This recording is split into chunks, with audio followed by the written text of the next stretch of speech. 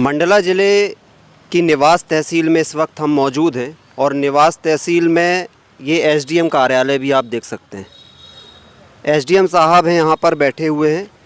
अभी कुछ दिनों पहले इन्होंने आवेदक को धमकी दे दी। पूरा मामला क्या है, हमारे साथ ये आवेदक हैं।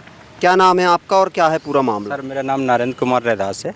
मैं सन 2025 में 30/5/2025 को मैंने अवैध कॉलोनी के संबंध में एसडीएम महोदय को शिकायत दर्ज कराई थी। सर, उसकी जानकारी के लिए काफ़ी दिन हो चुके सर, साल भर से ज़्यादा हो चुके, चक्कर लगा रहा हूँ, जिसमें मैं जानकारी चाहता था कि क्या कार्रवाई। तो उसके लिए मेरे को जानकारी नहीं मिल रही थी, तो मैंने एक आरटीआई लगाया। तो आरटीआई लगाने के लिए मैं एसडीएम साहब के यहाँ गया आवेदन देने के लिए।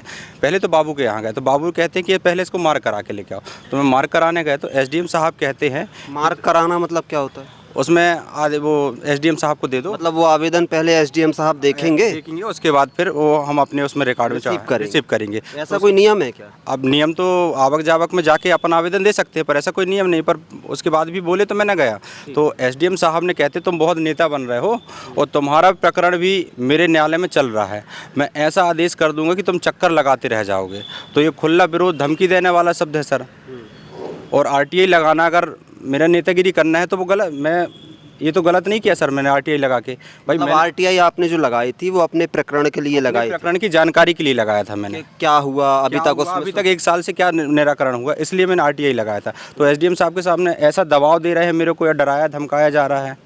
क्या लग रहा है कि एसडीएम साहब वो बिल्डर से कुछ आर्थिक लाभ ले लिए, ऐसा कुछ? बिल्डरों के द्वारा कुछ ना कुछ वो किया जा रहा होगा, तभी तो एसडीएम साहब उनके प्रति इतनी रुचि ले रहे हैं। उनका पक्ष ले रहे हैं? जी सर, है ना? जी हाँ। तो आप जब जाते हैं तो क्या आपसे कैसा बर्ताव करते हैं? अब सर, जैसे बर्ताव करा जैसे कोई वो नहीं है। मैं पेशी देने भी जाता हूँ सर, पेशी लिख के वो दे देते हैं, ना पेशी ले रहे हैं ना कुछ कर रहे हैं, बस डेट पर डेट बढ़ाई जा रही है। आज भी पेशी थी, ना उन्हें बुलाया गया ना कुछ गया। मैं गया ऑर्डर शीट में, बस डेट बढ़ा दिए, ना कुछ पक्ष सुना गया। तो ये पीड़ित हैं, निवास में रहते हैं, मंडला ज़िले का निवास तहसील है ये, और लगभग 1.5 वर्ष हो गए होंगे ना? जी हाँ, 1 साल से ज़्यादा हो गए। हाँ, इन्होंने शिकायत दी थी एसडीएम साहब को, लेकिन उस पर अभी तक सुनवाई नहीं हुई है। कुछ ज़मीन से संबंधित? जी हाँ, ज़मीन से संबंधित है। कुछ बिल्डरों के द्वारा अवैध रूप से प्लाटिंग काट कर बेच रहे हैं, जिसमें जांच रिपोर्ट में स्पष्ट उल्लेख है। उसके बाद भी कोई कार्रवाई नहीं हो रही है। अब हम एसडीएम से बात करेंगे। आ जाइए।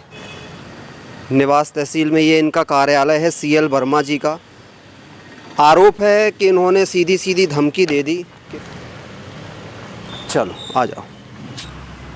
तो इस पूरे मामले में हमने एसडीएम सीएल वर्मा का पक्ष लेना चाहा, लेकिन उन्होंने कैमरा बंद करवा दिया और इस पूरे मामले में कोई भी पक्ष देने से साफ साफ इनकार कर दिया। बंद है सर कैमरा।